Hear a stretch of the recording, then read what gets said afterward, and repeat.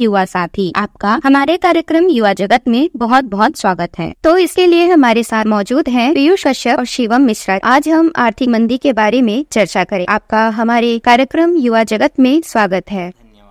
चलिए आज का कार्यक्रम शुरू करते हैं। तो सबसे पहले आप अपना परिचय दीजिए। मेरा नाम पीयूष कश्यप है और बेसिकली मेरा प्रोफेशन है टीचिंग। विगत 7 वर्षों से मैं पढ़ा रहा हूँ और हमारा कोर्स सब्जेक्ट है कॉमर्स। विषय में चर्चा के लिए आज सम्मिलित हुए, उसके लिए आपका धन्यवाद। शिवम जी अपना परिचय दीजिए। मेरा नाम शिवम मिश्रा है। लास्ट 5 ईयर से मैं टीचिंग कर रहा हूँ। एट करंट मैं अभी एज अ टीचर पढ़ा रहा हूँ और मैं कॉमर्स का टीचर हूँ। बेसिकली मेरा सब्जेक्ट इकोनॉमिक्स। आप हमें बताइए कि आर्थिक मंदी क्या होती है। आर्थिक मंदी समझना बहुत ही आसान है, लेकिन इसको थोड़ा वृहद बना दिया गया है। सिंपल सी भाषा में मंदी ये होती है कि अर्थव्यवस्था की नीचे की ओर जाना, या इसी को हम सरल शब्दों में बोल दें तो महंगाई का बढ़ना। दोनों को हम साधारण शब्द में ऐसे समझ सकते हैं कि आज के समय में जैसे हम देख रहे हैं कि टमाटर महंगे हुए हैं, तो इसका प्रभाव हम पे क्या पड़ रहा है। अगर टमाटर आज के टाइम में 120 रुपए किलो चल रहा है, अगर हम देखें तो पूरे महीने में एक परिवार का जो कंजप्शन होता है वो 2000 का सिर्फ टमाटर खा जा रहा है। अगर उसकी सैलरी 10,000 है और उसकी सिर्फ सब्जी 4000 की आ रही है, तो उसने जो वस्तु लेने का प्लान किया होगा कि उसको गाड़ी लेनी थी, मोबाइल लेनी थी, वो नहीं खरीद पाएगा, क्योंकि उसकी EMI की पैसे चली जा रही है सब्जी में। अब वो सब्जी में चली जा रही है तो होगा क्या, इससे कि मोबाइल की बिक्री या गाड़ी की बिक्री कम होगी। अब गाड़ी या मोबाइल की बिक्री कम होगी तो उसका प्रोडक्शन भी कम होगा, और प्रोडक्शन कम होगा तो रोजगार कम होगा, इससे गवर्नमेंट को टैक्स कम जाएगा। तो सरल शब्दों में ये होता है कि इससे लोगों की खरीदने की क्षमता, जिसे हम बोलते हैं परचेस पावर, वो कम हो जाती है और महंगाई बढ़ता है, जिसके चलते लोग पैसे खर्च नहीं करते और इकोनॉमिक नीचे की ओर जाती है। शिवम जी आपका इस बारे में क्या राय है। पीयूष सर की इस बात से मैं सहमत हूँ कि अगर परचेजिंग पावर कम हो जाती है तो उसके कारण मार्केट में मंदी आने की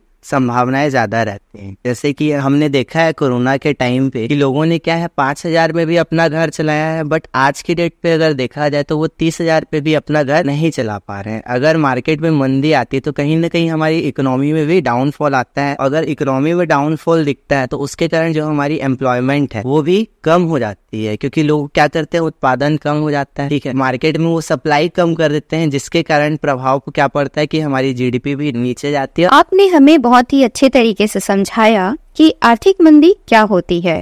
इसी के साथ ही हम ये जानना चाहेंगे कि आर्थिक मंदी के मुख्य कारण क्या है। निधि जी, इसको हमने बहुत सरल शब्दों में पूर्व ही समझा है, लेकिन इसको हम आगे बढ़ाते हैं। सबसे मुख्य कारण जो होता है वो होता है महंगाई का बढ़ना। महंगाई का बढ़ने से ये होता है कि इसका छोटा सा एग्जांपल हम वर्ल्ड इकोनॉमी से उठा सकते हैं। जैसे कि हमने देखा कि रशिया का वॉर चल रहा है। अब वॉर के चलते क्या हो गया है कि कहीं ना कहीं क्रूड ऑयल का रेट बढ़ा। क्रूड ऑयल के रेट बढ़ने से ट्रांसपोर्टेशन महंगा हुआ, ट्रांसपोर्टेशन महंगा हुआ तो खाने महंगे हुए। अब खाना महंगा हुआ तो सेम वही चीज कि हमारा बजट का काफी हिस्सा खाने और पेट्रोलियम में चला जा रहा है, जिसके कारण हम ज्यादा पैसा एक्सपेंस नहीं कर पा रहे हैं दूसरे सेक्टर्स में। तो इससे क्या होता है, दूसरा सेक्टर बढ़ नहीं पाता है और नहीं बढ़ने के कारण उस सेक्टर में प्रोडक्शन कम होता है और अनएम्प्लॉयमेंट बढ़ जाता है। अब ये होने से कहीं ना कहीं क्या होता है, एक व्यक्ति कंजप्शन जरूर करेगा, कपड़ा पहनेगा, खाना खाएगा, बेड में सोएगा, तो वो कंजप्शन कर रहा है लेकिन इकोनॉमी में प्रोडक्टिविटी नहीं दे रहा है, जिसके कारण क्या होता है कि देश इकोनॉमिक जो होती है वो मंदी की ओर आगे बढ़ती है, क्योंकि वहां पे ज्यादातर लोग कंजप्शन कर रहे हैं लेकिन प्रोडक्टिविटी में सहयोग नहीं कर पा रहे। पीयूष सर ने जैसा बताया उनको रशिया के क्रूड ऑयल से रिलेटेड, सेम अगर आपने अभी सिचुएशन देखी होगी जो हुआ था श्रीलंका के साथ। वहां की सरकार ने उनसे टैक्स लेना बंद कर दिया था। वहां की जो 80% जो टैक्स आती थी या जो उनकी इनकम होती थी वो होती थी टूरिज्म। बट कोरोना टाइम में क्या हुआ, वहां की टूरिज्म खत्म हो गई, जिसके कारण वहां पे क्या हुआ, गवर्नमेंट के पास तो पैसे थे नहीं, तो लोगों के पास भी क्या था, प्रोडक्शन के कुछ साधन थे नहीं, तो उन्होंने क्या किया, वहां पे लोग अनएम्प्लॉयड हो चुके। वहां मंदी आई तो वहां की पूरी इकोनॉमी डाउन हो गई थी। ठीक, बट कहीं ना कहीं वो भी उससे रिलेट करता है। और बाकी जैसे सर ने बताया है कि अगर मार्केट में मंदी आएगी तो हमारी क्या है, जो अर्थव्यवस्था है वो भी कहीं ना कहीं प्रभाव होगी, एम्प्लॉयमेंट भी प्रभाव होगा उससे। आर्थिक मंदी के यही सब कारण है। पीयूष आप हमें बताइए, वैश्विक मंदी किस तरह निजी और राष्ट्र स्तर पर हमें या हमारी जिंदगी को प्रभावित करती है। निधि जी, ये समझना बहुत ही आसान है कि भाई कहीं भी हमारे परिवार में समस्या आएगी तो उसका प्रभाव हमको भी पड़ेगा। इसको सरल शब्दों में समझें तो अभी हम ताइवान से सेमीकंडक्टर कंज्यूम करते हैं, जितने भी व्हीकल्स में लगती है वो वहीं से लगती है। कहीं ना कहीं हम उनसे क्या करते हैं, इम्पोर्ट करते हैं। अब इम्पोर्ट करते हैं तो अगर ताइवान में डाउनफॉल आएगा तो कहीं ना कहीं उसका प्रभाव हमको भी पड़ेगा। तो वैश्विक तौर पे किसी भी देश में अगर कमी आती है, वहां का मार्केट डाउन जाता है, तो कहीं ना कहीं उसका सीधा और घूम के प्रभाव हमको पड़ता ही है। और आज के समय में अगर हम देखें तो अमेरिका की जो जीडीपी है वो लगभग 1% के आसपास आ चुकी है, जबकि सबसे शक्तिशाली देश है। और ऐसा माना जा रहा है कि अगले क्वार्टर वो माइनस में भी जा सकती है, जबकि वो सबसे शक्तिशाली देश में से एक है। तो जब वो